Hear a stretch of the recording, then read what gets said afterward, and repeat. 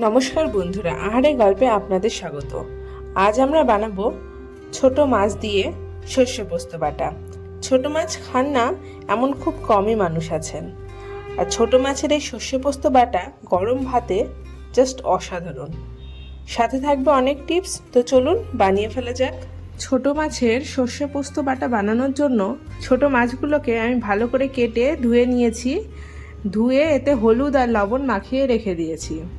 কড়াইটাকে প্রথমে খুব ভালো করে গরম করে নিয়েছি, নিয়েই সরিষার তেলটা দিয়েছি। সরিষার তেলটাও খুব ভালো করে এখন গরম করে নিয়েছি। অ্যাড করব সামান্য একটু লবণ। লবণটা দেওয়ার ফলে কিন্তু মাছটা কড়াইয়ের গায়ে লেগে যায় না। একটু ভালো করে নাড়াচাড়া করে নিলাম। এইবার আমি ছোট মাছগুলোকে তেলের মধ্যে ছেড়ে দেবো।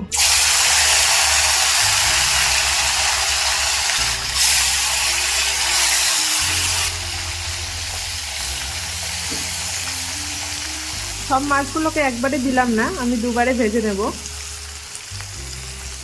সাঁড়াশি দিয়ে ধরে তেলটাকে চারি সাইড দিয়ে, মাছের চারি সাইড দিয়ে দেব। যখন মনে হবে মাছটা একটা সাইড হয়ে গিয়েছে, তখন মাছটাকে উল্টে দিন।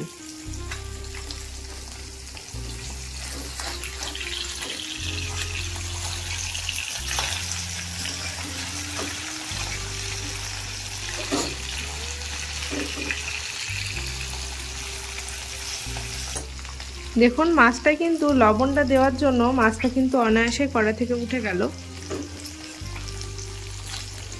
এইবার এপিট ওপিট লাল করে ভেজে মাছটাকে তুলব। দেখুন, মাছটাকে আমি এপিট ওপিট লালচে করে ভেজে নিয়েছি। মাছটা ভাজা আমার হয়ে গিয়েছে। এইবার মাছটাকে আমি তুলে নেব। সেম একইভাবে বাকি মাছগুলোকেও আমি ভেজে তুলে নেব।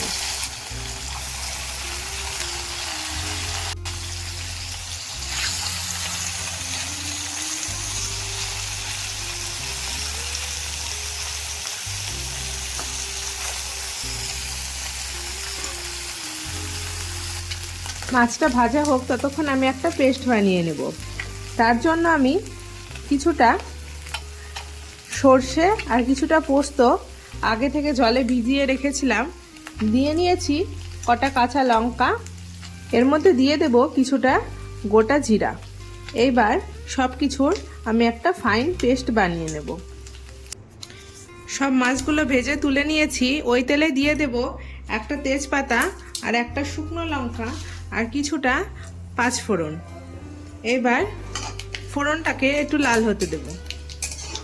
ফোড়নটা লাল হয়ে গিয়েছে। আমি আগে থেকে এবার যে মশলাটা বানিয়ে রেখেছিলাম, সেই মশলাটাকে এর মধ্যে দিয়ে দেব।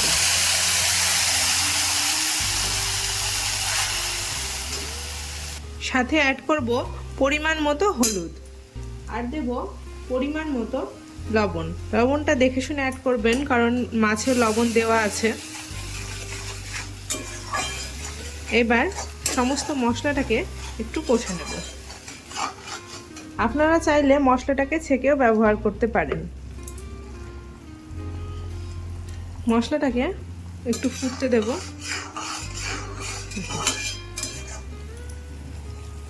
অ্যাড করব সামান্য একটু শুকনো লঙ্কার গুঁড়ো।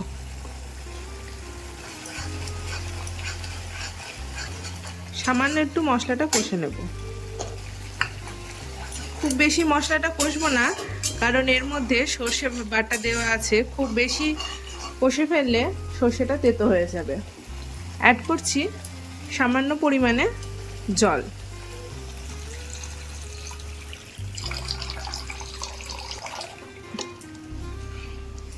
একটু নেড়ে দেব।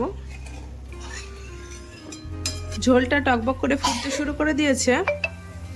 এই পর্যায়ে আমি আগে থেকে ভেজে রাখা মাছগুলোকে এর মধ্যে দিয়ে দেব। একটু নাড়িয়ে নেব। ঢাকনা দিয়ে অল্প একটু রান্না করে নেব।